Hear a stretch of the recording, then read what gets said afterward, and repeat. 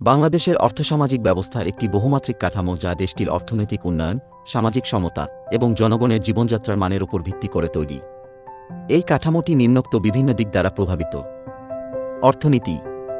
বাংলাদেশের অর্থনীতি মূলত কৃষিভিত্তিক হলেও সাম্প্রতিক সময়ে শিল্প ও সেবা খাতের বিকাশ ঘটেছে।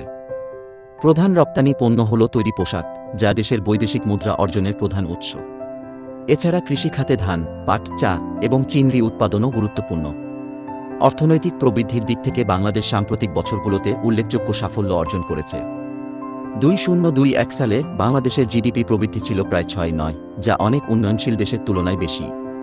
তবে দেশের অনেক মানুষের এখনও দারিদ্র্যের মধ্যে বসবাস করছে এবং অর্থনৈতিক বৈষম্য একটি বড় চ্যালেঞ্জ।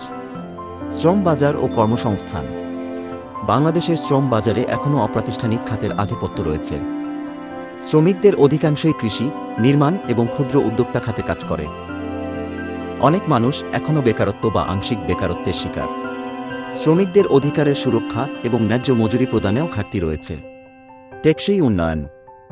বাংলাদেশ 2030 সালের মধ্যে জাতিসংঘের টেকসই উন্নয়ন লক্ষ্যমাত্রা SDGs অর্জনের দিকে কাজ করে যাচ্ছে। বিশেষ করে জলবায়ু পরিবর্তন, দারিদ্র্য নিরসন এবং নারীর ক্ষমতায়ন ইত্যাদি ক্ষেত্রে বাংলাদেশ উল্লেখযোগ্য সাফল্য দেখিয়েছে। তবে পরিবেশগত স্থিতিশীলতা এবং জলবায়ু পরিবর্তনের ঝুঁকি মোকাবিলায় আরও কাজ করতে হবে। উপসংহার: বাংলাদেশের অর্থসামাজিক ব্যবস্থা একটি জটিল এবং পরিবর্তনশীল ক্ষেত্র। দেশটি অর্থনৈতিক প্রবৃদ্ধি অর্জন করেছে, তবে সামাজিক সমতা, স্বাস্থ্য, শিক্ষা এবং পরিবেশগত স্থিতিশীলতার মতো কিছু ক্ষেত্রে এখনও বড় চ্যালেঞ্জ রয়েছে।